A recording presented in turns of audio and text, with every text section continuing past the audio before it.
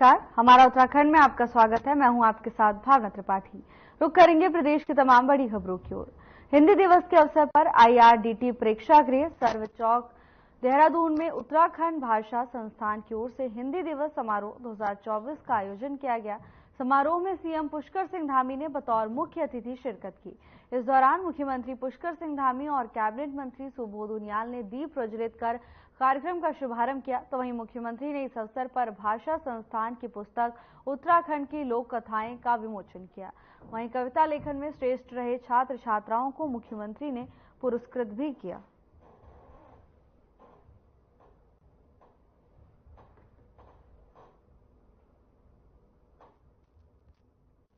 मैं सबसे पहले तो हिंदी दिवस की सबको बधाई देता हूँ, शुभकामनाएं देता हूँ और हिंदी का प्रचार और प्रसार हो, नई पीढ़ी में लगातार ये विरासत की तरह आगे बढ़ती है।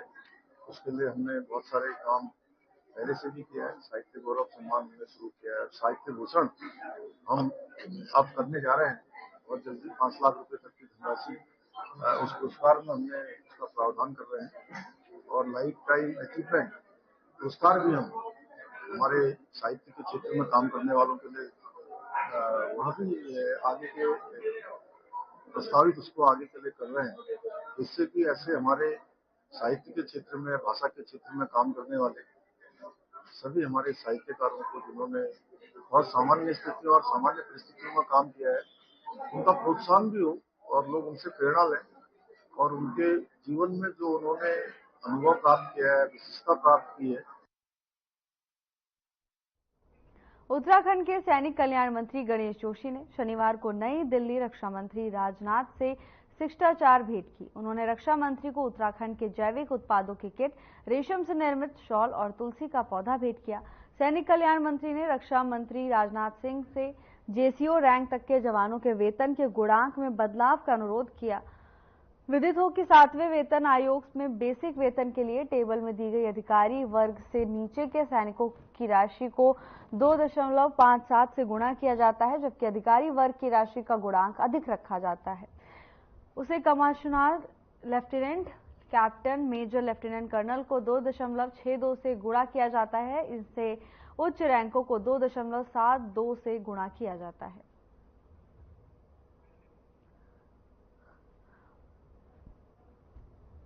मंत्री गणेश जोशी ने रक्षा मंत्री राजनाथ सिंह से मुलाकात की। इस दौरान कई अहम मुद्दों को लेकर चर्चा की गई।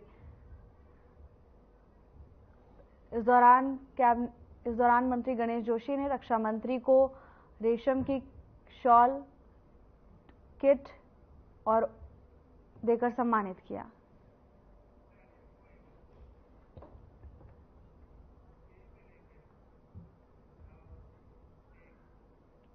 हिमालयन बज की ओर से बताया गया कि मिस उत्तराखंड 2025 के ऑडिशन रविवार 15 सितंबर को माया देवी यूनिवर्सिटी परिसर में सुबह 11 बजे से शुरू होंगे। ये घोषणा दून लाइब्रेरी में एक प्रेस कॉन्फ्रेंस में की गई, जहां आयोजक गौरवेश्वर सिंह ने कार्यक्रम के बारे में विस्तृत रूप से जानकारी दी। उन्होंने अपने 9वें संस्करण में मिस उत्तराखंड राज्य की सबसे प्रतिष्ठित सौंदर्य प्रतियोगिताओं में से एक बन गई है, जो युवा महिलाओं को अपनी प्रतिभा, सुंदरता और बुद्धिमती का प्रदर्शन करने के लिए एक मंच प्रदान करती है।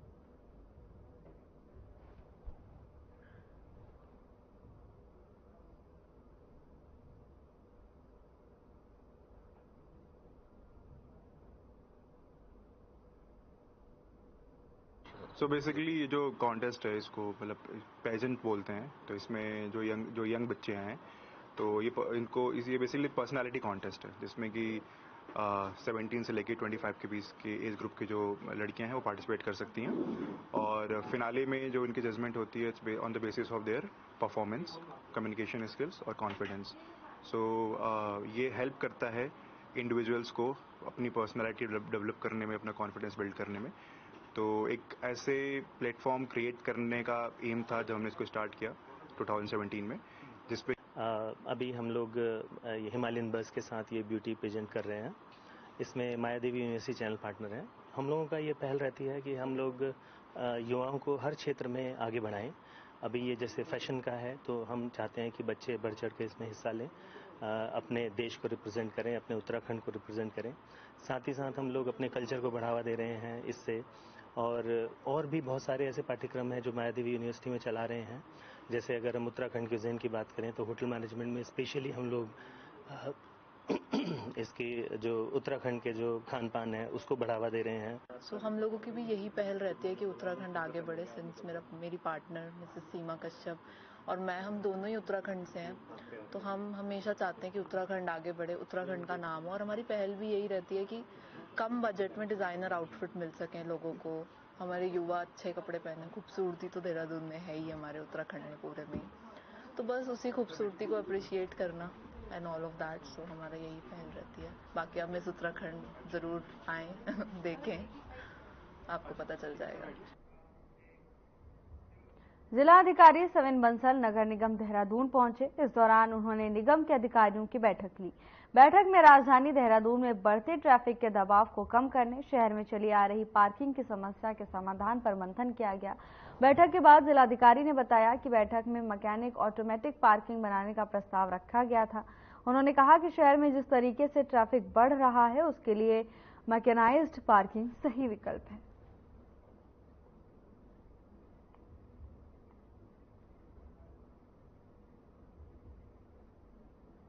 पब्लिक एस्पिरेशंस के अकॉर्डिंग हम सब अवगत हैं कि हमारा ट्रैफिक बढ़ता जा रहा है, पार्किंग स्पेसेस नहीं है शहर में। सो वहाँ पर जो अगला इवॉल्व्ड कंसेप्ट है वो मैकेनिकल ऑटोमेटेड पार्किंग का है, जहाँ पे वी गो वर्टिकल। सो जो हमारी स्पेस 3 टाइम्स 4 टाइम्स हो जाती है and they are temporary structures, cost effective हैं as compare to civil parking. और उनको कल को अगर हमारा प्लान है उस एरिया को रीडेवलप करने का, वहाँ पे कोई और अन्य प्रयोजन लाना है,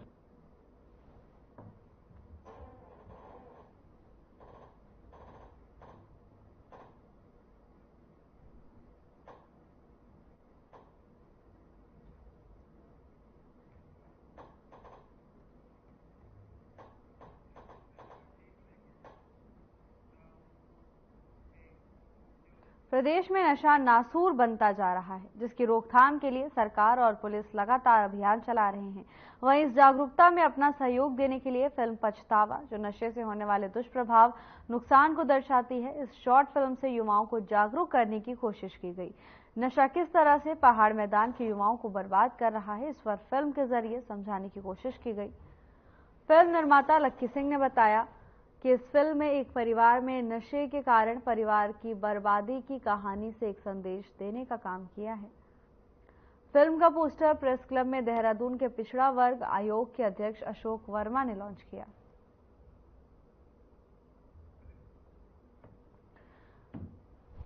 प्रदेश में लगातार बढ़ रहे नशे की रोकथाम के लिए जहां एक तरफ जिला प्रशासन एकजुट होकर काम कर रहा है, तो वहीं दूसरी तरफ युवाओं को जागरूक करने के लिए फिल्म इंडस्ट्री भी पीछे नहीं है। फिल्म पछतावा के जरिए जनता को जागरूक करने का काम किया जाएगा, जिससे नशे की रोकथाम में फिल्म इंडस्ट्री भी योगदान दे सके। फिल्म पछतावा के जरिए लगातार बढ़ रहे नशे को दर्शाया गया है, कैसे नशा युवकों को अपनी चपेट में ले रहा है और नशे के चलते युवकों की जिंदगियां बर्बाद हो रही हैं। इसी को लेकर ये फिल्म बनाई गई है। तो वहीं फिल्म निर्माताओं का कहना है कि फिल्म का मकसद युवाओं को जागरूक करना और उन्हें नशे से दूर करना है। प्रदेश में लगातार नशा बढ़ता जा रहा है, जिसको लेकर अब फिल्म इंडस्ट्री भी सजग नजर आ रही है। फिल्म निर्माताओं ने कहा कि उनके फिल्म का संदेश युवाओं को नशे से दूर करना है, जिससे युवाओं का भविष्य उज्जवल हो सके और क्षेत्र में नशे की रोकथाम में फिल्म इंडस्ट्री भी योगदान दे सके।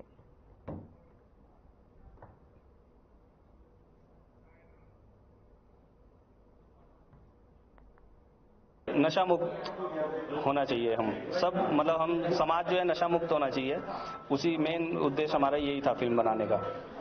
जी, जैसे नशा करने से पूरा परिवार प्रभावित। नशा तो एक व्यक्ति करता है आपके परिवार में, लेकिन उससे प्रभावित बच्चा, बीवी, भाई, जो भी हमारे सदस्य होते हैं, फैमिली मेंबर, सब प्रभावित होते हैं। तो हमारा मेन मकसद यही है कि अपने परिवार के साथ रहें, स्वस्थ रहें, मस्त रहें। देखिए, ये आज के लिए पूरे प्रदेश के लिए, क्या कहूं मैं, पूरे भारतवर्ष के लिए एक बहुत ज्वलंत प्रश्न है अपने आप में। और इस प्रकार की जब फिल्में बनती हैं तो वो एक संदेहभाग फिल्में होती हैं और वो आम जनता में जब जाती हैं उसका कुछ ना कुछ इम्पैक्ट जरूर होता है। और इसी पे आधारित नशा मुक्ति से बचने के लिए, नशे से रोकने के लिए ये फिल्म का निर्माण किया गया है, जिसमें एक परिवार को बहुत ही बर्बाद होते दिखाया गया है नशे के कारण। ये एक ऐसा फिल्म है कि जिसको देख के बहुत सारे लोग मोटिवेट होंगे, मैं उम्मीद करता हूं। और ये बंद होना चाहिए नशे का कारोबार, इससे बहुत सारे परिवार बर्बाद हो रहे हैं, आने वाली नई पीढ़ी बर्बाद हो रही है। मेरा एक शराबी पति की पत्नी का रोल है और रोल ये है कि घर में शराब पीने के बाद जो कंडीशन होती है, बच्चों के साथ प्रॉब्लम है, घर में कई सारी जरूरतें जो पूरी नहीं हो पाती है, बच्चों की पढ़ाई में डिस्टर्बेंस होता है, लाइफ में डिप्रेशन, टेंशन और बहुत सारी चीजें ऐसी होती है जिसकी वजह से एक औरत को घर से बाहर निकलकर नौकरी करनी पड़ती है घर संभालने के लिए। और पति का जो सीन है कि वो ड्रिंक करता है, ड्रिंक करने के बाद ताश खेल रहा है, जुआ खेल रहा है, उसे घर की फैमिली से, टेंशन से, किसी भी चीज से कोई मतलब नहीं है। तो सारी चीजों को ध्यान में रखते हुए हम लोगों ने कोशिश की है कि बहुत अच्छा मैसेज हमारे उत्तराखंड के या उत्तराखंड से बाहर जहां भी तक जा सके, एक अच्छा मैसेज हम लोग ने कोशिश की है कि लोगों को मतलब एक मैसेज मिले।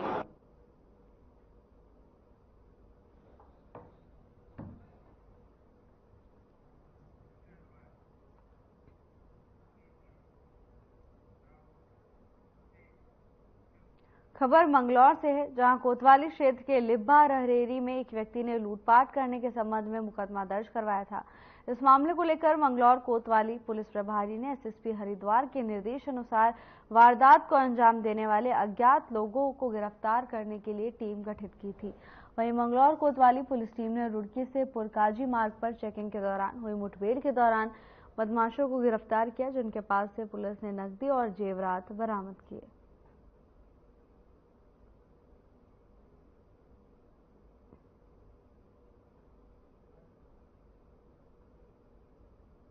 सात तारीख को मंगलौर थाना क्षेत्र में लिब्बारेडी के पास में एक घटना, जिसमें वादी मुकेश कुमार, जो यहाँ पर ब्याज का काम करता था, उसके साथ घर में घुसकर एक 4 लोगों के द्वारा, जिसमें एक महिला का भी नाम संज्ञान में आया था, उसके द्वारा लूटपाट की गई थी, जिसमें वादी द्वारा बताया गया कि उससे करीब 14 तोला सोना, 13 से 14 तोला और करीब 2 किलो के आसपास चांदी और कुछ पैसा लूटा गया है।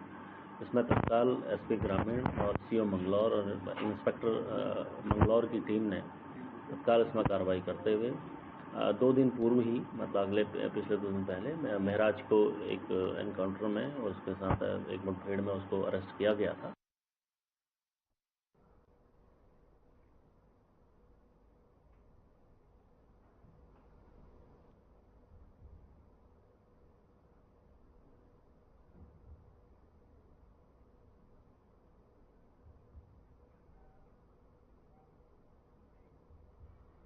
खबर डोईवाला से है, जहां सिमलास ग्रांट में हाथियों के झुंड ने हाथी रोधक दीवार को नुकसान पहुंचाया। इसके साथ ही गन्ने और धान की फसलों को भी नुकसान पहुंचाया। दुधली क्षेत्र टाइगर रिजर्व पार्क और लच्छीवाला वन क्षेत्र से घिरा हुआ है, जिस कारण इन जंगल के हाथी और गुलदार हमेशा आबादी क्षेत्र में आकर गांव के किसानों की फसल को तबाह करते हैं और पालतू पशुओं को अपना निवाला भी बनाते हैं। कई बार शासन प्रशासन से गुहार लगाने के बाद भी गाँव के किसान और ग्रामीणों में भय का माहौल है।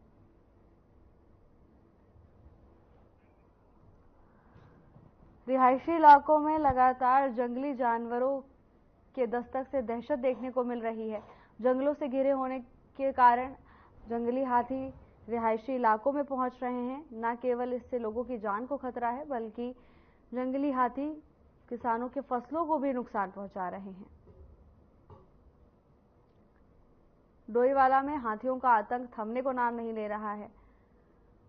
हाथी लगातार रिहायशी इलाकों में दस्तक दे रहे हैं और खेतों में घुसकर फसलों को बर्बाद कर रहे हैं, जिससे किसानों को भारी नुकसान का सामना करना पड़ रहा है।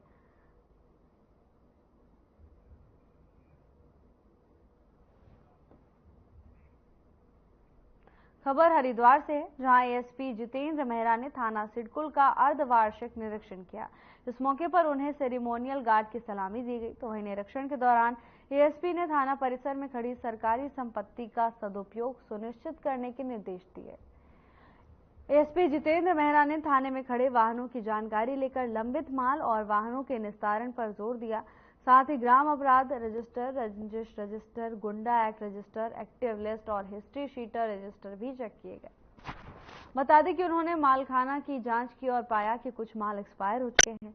निस्तारण के निर्देश दिए गए हैं। एएसपी ने बताया कि निरीक्षण के दौरान सभी व्यवस्थाएं संतोषजनक पाई गई हैं।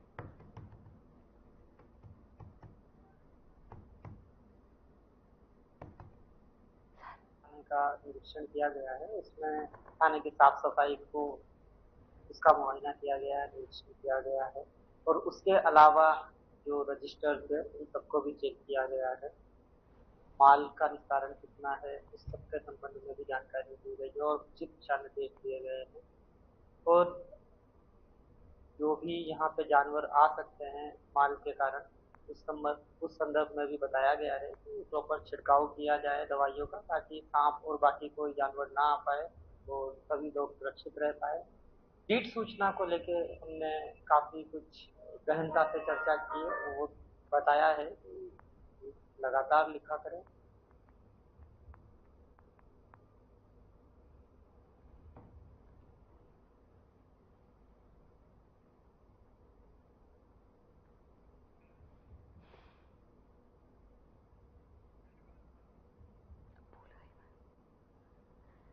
हरिद्वार में एएसपी को सेरेमोनियल गार्ड की सलामी दी गई। आपको बता दें कि आला अधिकारी निरीक्षण करने पहुंचे थे। इस दौरान उन्होंने तमाम व्यवस्थाओं का जायजा लिया। तो वही निर्देश दिए हैं कि जल्द से जल्द सभी व्यवस्थाओं को दुरुस्त किया जाए। एएसपी ने अर्धवार्षिक निरीक्षण किया।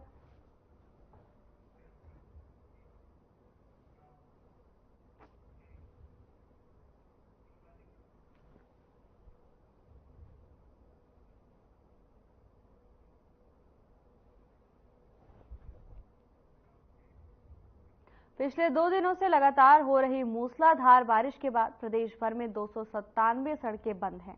कुमाऊं में अत्यधिक बारिश होने की वजह से एसडीआरएफ की टुकड़ियों को ऋषिकेश से टनकपुर की ओर डिप्लॉय किया गया है। प्रदेश में पिछले 2 दिनों से हो रही लगातार बारिश के कारण कुमाऊं के टनकपुर, पिथौरागढ़ और चंपावत में बाढ़ जैसे हालात हैं। भारी बारिश के चलते चंपावत के पास कुछ गाँव में पानी घुसने की खबर है। साथ ही बेरीनाग में 6 मकान भूस्खलन की चपेट में आए हैं। आपको बता दें कि बारिश से हुए नुकसान पर शुक्रवार सुबह मुख्यमंत्री पुष्कर सिंह धामी ने आपदा प्रबंधन परिचालन केंद्र का निरीक्षण भी किया था।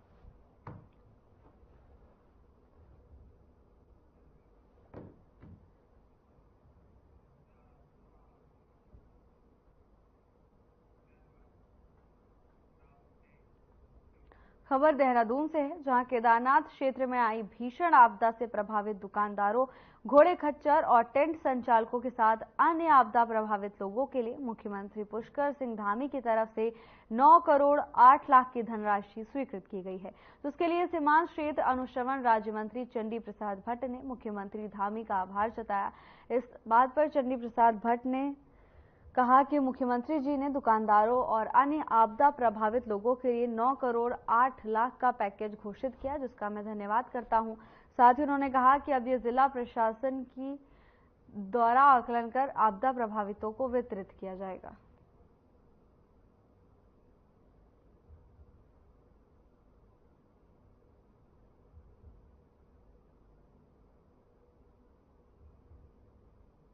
कि उन्होंने 9 करोड़ 8 लाख का पैकेज केदारनाथ में जो दुकानदार हैं, घोड़े, डंडी, कंडी और टेंट संचालक हैं और वहाँ पर तमाम व्यवसाय करने वालों के लिए ये जो है ये पैकेज घोषित कर दिया है। और अब इसका जो है जिला प्रशासन के माध्यम से उनकी क्षति का आकलन और बारीकी से, ऐसा नहीं कि कांग्रेस भूल जाए कि एक नाई की दुकान चलाने वाले को भी 25 लाख का मुआवजा बांटा गया था।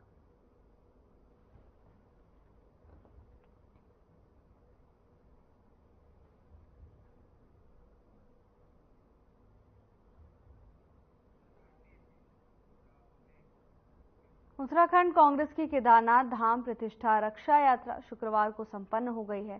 कांग्रेस प्रदेश अध्यक्ष करण माहरा के नेतृत्व में शुरू हुई यात्रा केदारनाथ धाम में जलाभिषेक और ध्वजारोहण के बाद संपन्न हुई। कांग्रेस की इस यात्रा पर मुख्यमंत्री पुष्कर सिंह धामी ने कहा कि इस यात्रा का कोई औचित्य नहीं है। जब जब कांग्रेस की यात्रा प्रस्तावित हुई है तब तक मार्ग अवरुद्ध है। ऐसे में इस बात का संकेत है कि बाबा केदार भी चाहते हैं कि इस प्रकार की यात्राएं ना निकाली जाएं।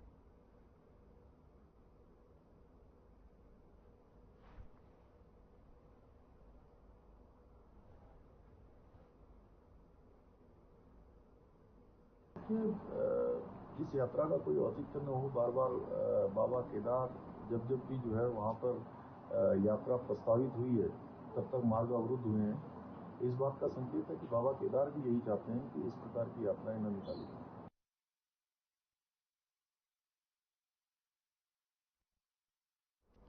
आबकारी नीति मामले में दिल्ली के मुख्यमंत्री अरविंद केजरीवाल को जमानत मिलने पर स्थानीय आम आदमी पार्टी के कार्यकर्ताओं ने एक दूसरे को मिठाई खिलाते हुए जश्न मनाया। इस दौरान आम आदमी पार्टी के बंगाली प्रकोष्ठ के प्रदेश अध्यक्ष सुभाष व्यापारी ने कहा कि सत्य की जीत हुई है। राजनीति के षड्यंत्र के तहत दिल्ली के मुख्यमंत्री अरविंद केजरीवाल को फंसाया गया। उन्होंने कहा कि सुप्रीम कोर्ट का वो स्वागत करते हैं। चाहूंगा कि कोर्ट ने कहा कि जेल अपवाद है, वेल नियम है।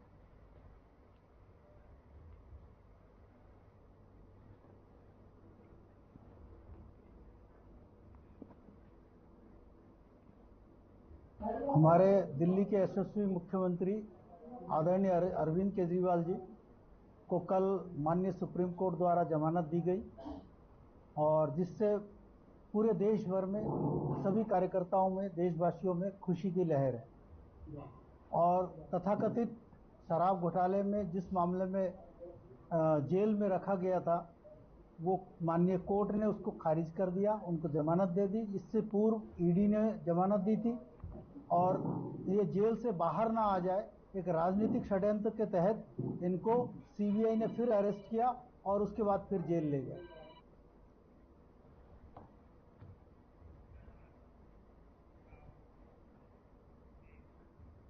खबर उधम सिंह नगर के जसपुर से है, जहां इंडियन गैस उपभोक्ताओं को काफी दिक्कतों का सामना करना पड़ा है।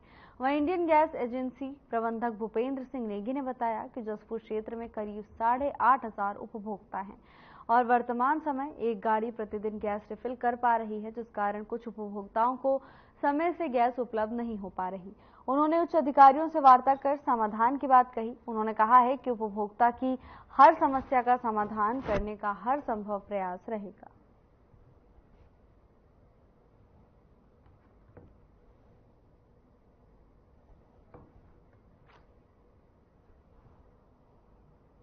डेली आ रही है। एक दिन की एक गाड़ी हमारी रोड की यहाँ अवेलेबल है। महीने में करीबन 8,500 के करीबन रिफिल हो जाती है यहाँ पे और एवरेज में रिफिल जाती है। 7 से 8 रिक्शाएँ यहाँ पे हैं अवेलेबल, जो एक या दो कोई रिक्शे वाला एक चक्कर रिफिल वाउचरों के हिसाब से ही डिलीवरी की जाती है। हम उनको लेटर भी देते हैं और बार बार बीच बीच में उनको अवगत कराते हैं। डिलीवरी मैन भी हमारे काउंटर लेके जाते हैं वहाँ पे, उनसे बोलते हैं काउंटर बनाने के लिए, लेकिन वो थोड़ा इंटरेस्ट कम ले रहे हैं, जिससे 19 kg वेबसाइट सिलेंडरों की खपत कम हो रही है। स्लट में पिछले 2 दिनों से लगातार बारिश की वजह से जनजीवन प्रभावित हो गया है और नदियां नाले उफान पर आ गए हैं। जिलाधिकारी अल्मोड़ा आलोक कुमार पांडे और उप जिलाधिकारी संजय कुमार के दिशा निर्देश पर स्लट तहसीलदार आविद अली ने बताया कि स्लट विकासखंड की स्थिति सामान्य है। सभी राजस्व उप निरीक्षकों को अलर्ट मोड पर रखा गया है और उनकी छुट्टियां निरस्त कर दी गई हैं। उन्हें अपने अपने क्षेत्र में बने रहने के निर्देश दिए गए हैं।